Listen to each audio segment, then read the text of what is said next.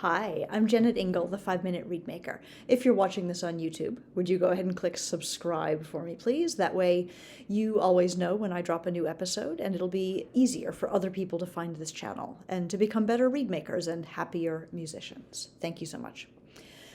Today, we're going to do a reed repair shop with Cheryl's reeds, and I want to give first the caveat.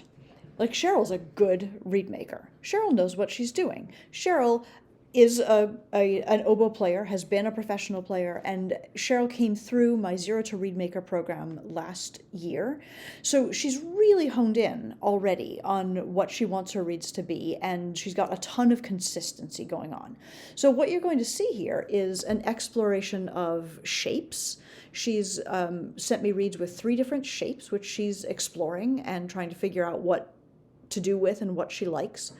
And the fixes you're going to see me make are very minor because these are already great reeds. But I think I've had a lot of questions in the past about shapes and what they do and what they mean. And I feel like these 3 reeds are an amazing example of how maybe it doesn't matter that much. Like, yes, the shape makes a difference, and I've got other videos on shapes that do show is as clearly as I am able the distinctions between shapes and some hypotheses that I have about what causes that. But what's remarkable to me in these 3 reeds, which are on a very narrow shape, a very wide shape, and something in between, there's really not that much difference between them. So I hope that as you watch this, if you find this exploration of shapes interesting, which most oboists do, we like gadgets, we like experimenting. I hope that you will find this interesting. Hi, Cheryl. Thank you so much for sending these reeds. I actually think they're fascinating, and I'm really happy to get to take a look at them. I know you've been experimenting a ton with shapes, and these 3 reeds are all on different shapes. But the thing that stands out to me is how similar they all feel, which is a testament to how clear you are in your reed making about what you want, I think. All of these have a similar, very responsive quality right at the tip. All of them have hold their pitch up very, very well. And even though I can visually see the distinctions here, this guy is on the -1 end shape, which is very narrow and straight right up. This one is on Caleb -1, which has significantly more flare to it. It's wider as you get to the top and even a little bit wider down here. And this one is on Gilbert 1, which is quite a wide shape. And you can see the difference, especially, I think, right at the throat. And then it widens on its way up, and it looks like just a darker piece of cane also. So I don't think we're going to worry about the sort of yellowishness. That's just the way that cane is. But you can visually see, and you visually see how different these are. And yet, as reeds, they all feel really similar. And again, if I make reeds on 3 different shapes, ultimately by the time they're reeds, they feel all like my reeds. But as I work on them, they feel different, and I feel like I have to do different things to them. I've been asked before, actually, on this 5-Minute Reedmaker channel, what I do to change my scrape for different shapes. And I have a hard time answering because I tend to just react to the reed in my hand and what it feels like it needs. And my instinct is telling me that that's exactly what you're doing too, because there's not really any dramatic differences in construction between these reeds. And as I said, they all feel very similar. And that said, I wonder how I can add value here. So here's our -1N reed. It's the narrowest, it's the longest of the reeds at this point, which also makes sense to me because we need vibrancy somewhere, and what we can get from the flare in the Caleb and what we can get from the thickness and width of the RDG1, we have to find in vibrant tip quality here in this -1N. It beeps very, very easily. with, and then when I crow, it indeed gives us a beautiful C crow, nice octaves. And when I put it on, and when I put it on the oboe,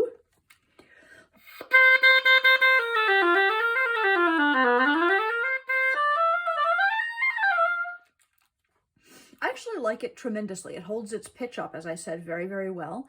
For me, I can hear in the crow, and I can hear as I play just the tiniest edge of brightness, which, understanding that we are two different people and we play on two different oboes and we're going for two different results, I would want to darken that just the littlest bit.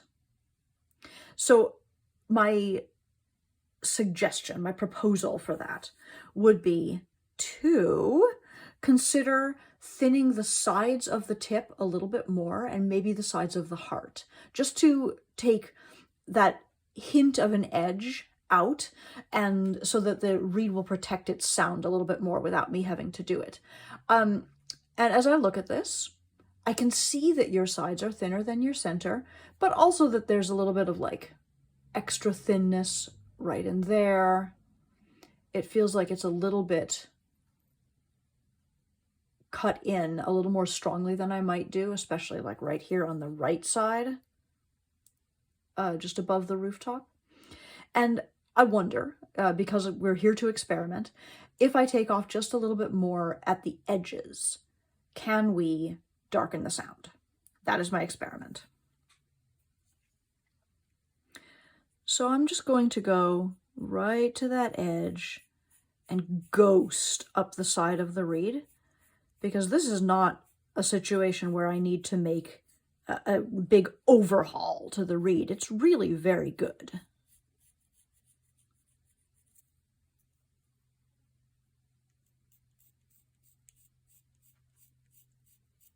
This one right-hand side on the upper blade felt a little heavier than the other. And the left-hand side, where we can see that spot of thinness, I'm just going to try to work so that north of that spot of thinness is thinner than it.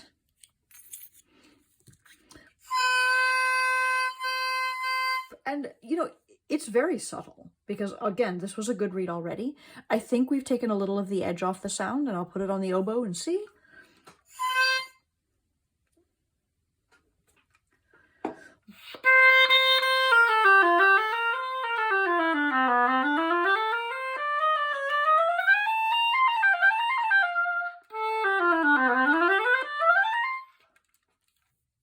I mean, I'm feeling pretty good about that.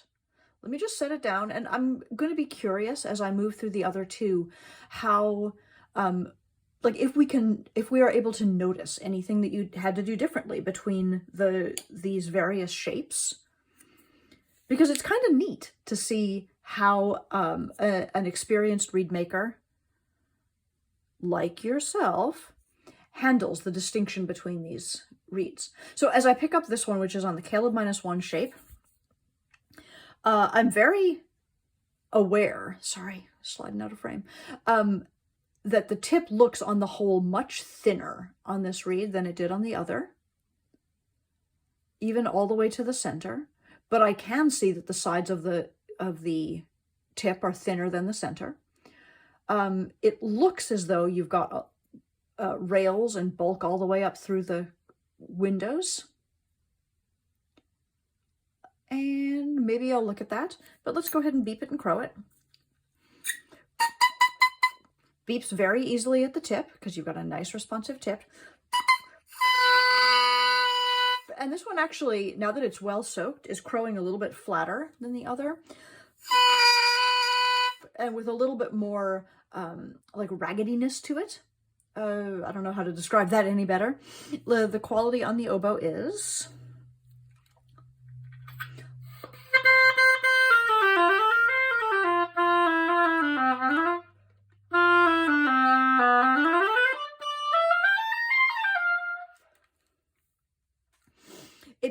like this reed works. It works so nicely.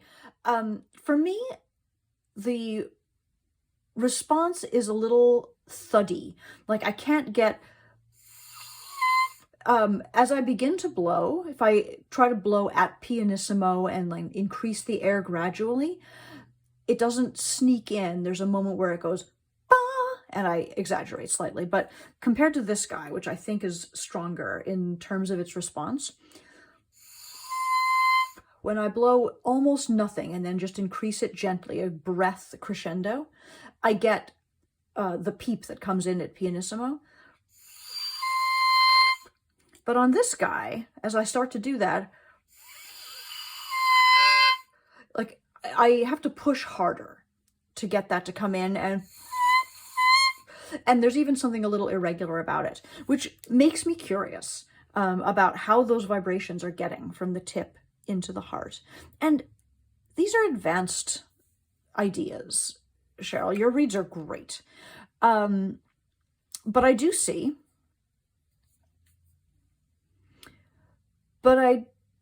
see a sort of a thin spot right here, like central and high within the tip.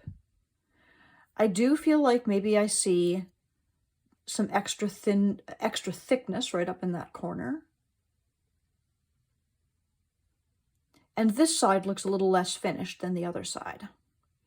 And you acknowledged this in your note also, right? It looks like it has bark on the heart and deep rails on both sides, but you've been scraping and scraping and you think it might be the color of the cane rather than actual rails or bark.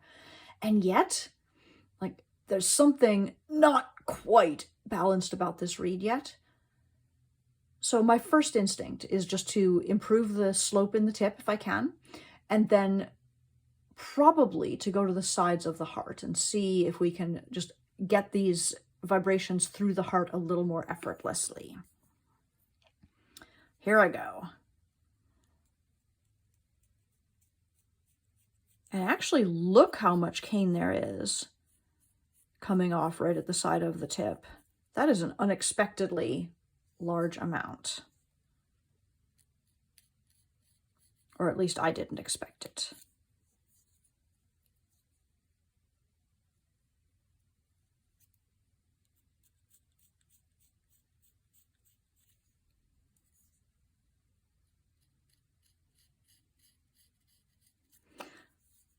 Okay, so just doing that, what changed?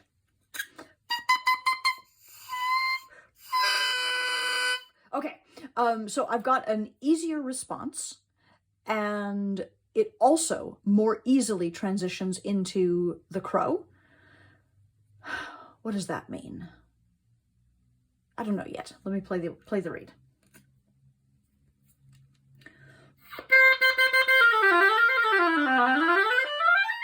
And it feels a little too easy to me.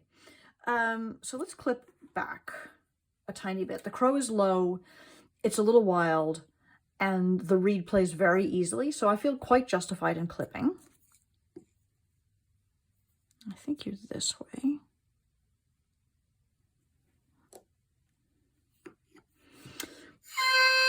And that tamed the crow, because I just think we had a little bit too much vibrancy at the tip. And this is a difference between this slightly wider shape and this very narrow one. Like, look at the difference in structure with the length of that tip. And I share this for our viewers paying attention to what you're doing here,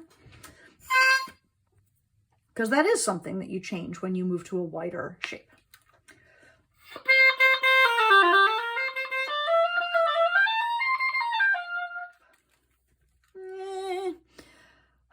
For me, and knowing that we are different people, for me this reed is a little too easy and a little too wild, and it makes me want to strengthen the heart.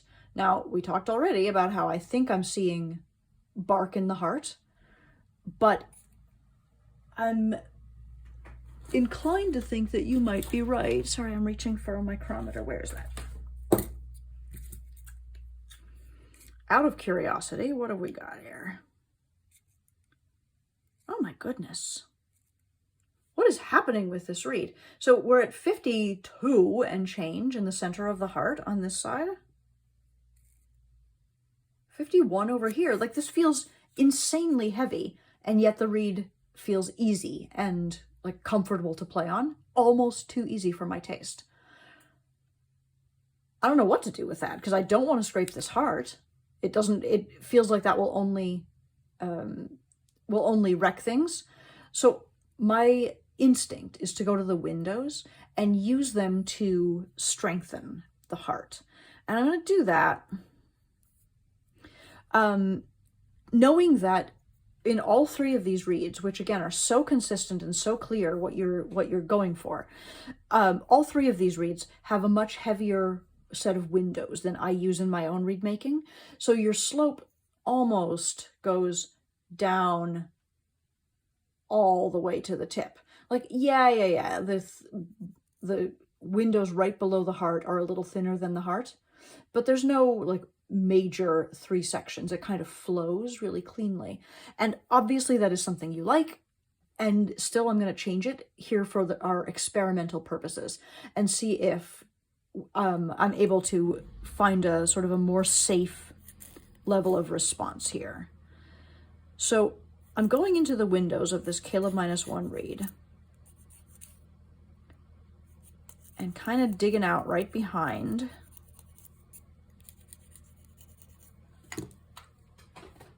Apologies, something loud just started to happen next door, and it is not in my control.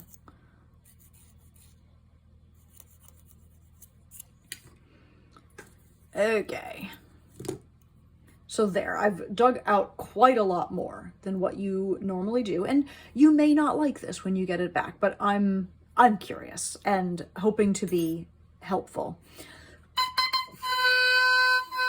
So for me, that tamed the crow pretty dramatically. It's much more pure than it was before. And when I play it on the oboe,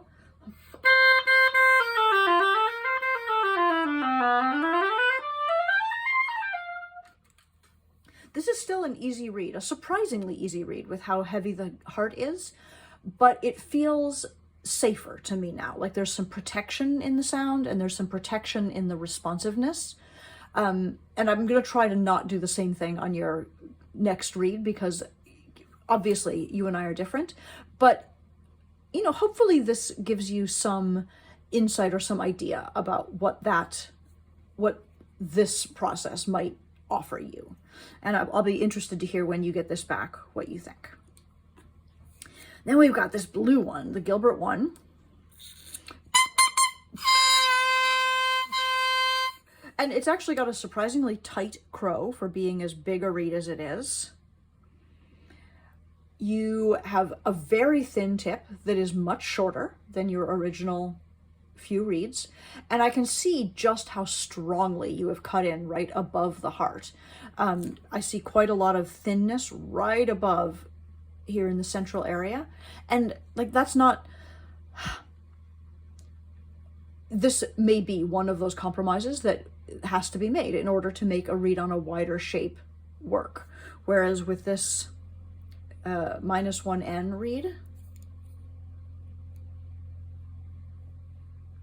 sure, you're thin above the tip, but above the rooftop, but I feel like there's a little more structure centrally.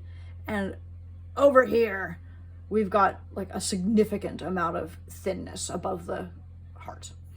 Your heart looks really heavy to me, and I know this is a different piece of cane, a different kind of cane maybe, but yeah, indeed, you're at 53 almost. 53. How are you making these reeds feel so easy and pleasant with the heart so heavy? Oh, I know, it's the super thin tip.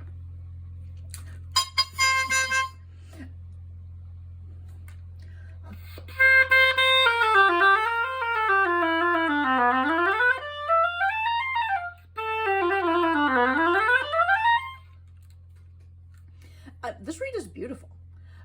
Your comment on it. It plays like butter to start. It's a warm, free reed. Totally agree. But it can get tiring to play because of the opening. Now, this opening doesn't look enormous to me. Oh! Until I compare it with your other two. And like, yes, this is still subtle. It's all within sort of the margin of error that we can expect from reeds. But you're right, it's bigger than the other ones. It's not as open as other reeds of the RDG1 clan. It can open really wide at times. And you've got a paperclip maneuver that you've been telling us about in Reed Club that just helps to teach it to hold its closure, right? You like clamp it overnight, for example. And as I play it, it feels really comfortable and good to me. So I guess I just want to remark on the fact that you make your reads differently from me, which is not a problem, and the fact that you are able, with quite a heavy heart, to still have a read that feels responsive and free and open and easy. And as we widen these reads,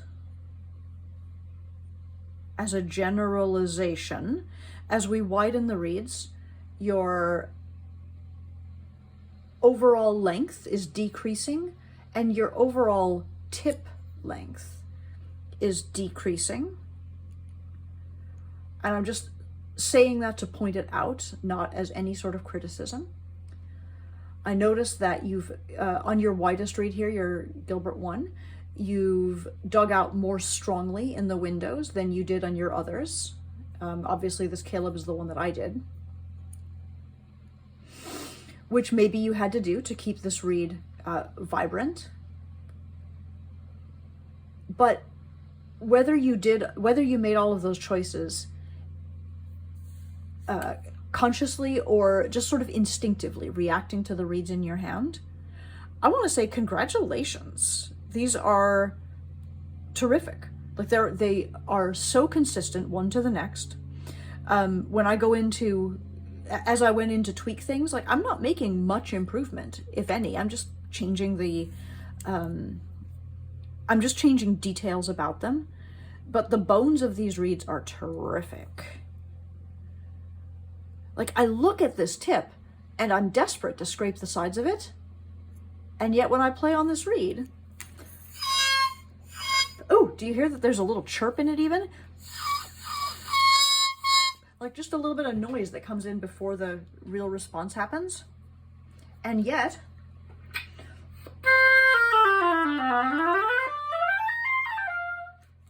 it plays beautifully and feels and sounds really comfortable. If I were going to do something to this reed, I would say that in order to help it with its big opening, its moderately big opening, I might go into what if I went into the very bottom of the heart and looked at making this sort of soft W into a stronger U? Because I can see on both sides here. Sorry, looking for a pencil. I can see on both sides here an element of this, where the bark kind of comes up at the very bottom. There it is here. And this did not strike me as an issue on your other two reeds because their openings were perfectly lovely. But one thing that might help to settle the opening here might be to go down here and just recut this area into a U. Like I almost don't want to do anything with this reed because I think it's so nice, but maybe I'll try that. You've already done a really nice job of, sacrificing a little of the spine in this area, which I think is great. That's what I would have done too to help the opening. And again, my instinct is to go to the sides of the tip, but the reed doesn't seem to need that. It's playing really nicely already. So I'm just going to do this little bit at the very bottom of your scrape and see what, if any, difference that makes. So I'm just sort of coming across the bottom and making it not have a significant spine down low, and seeing whether that alters anything about the opening of this reed.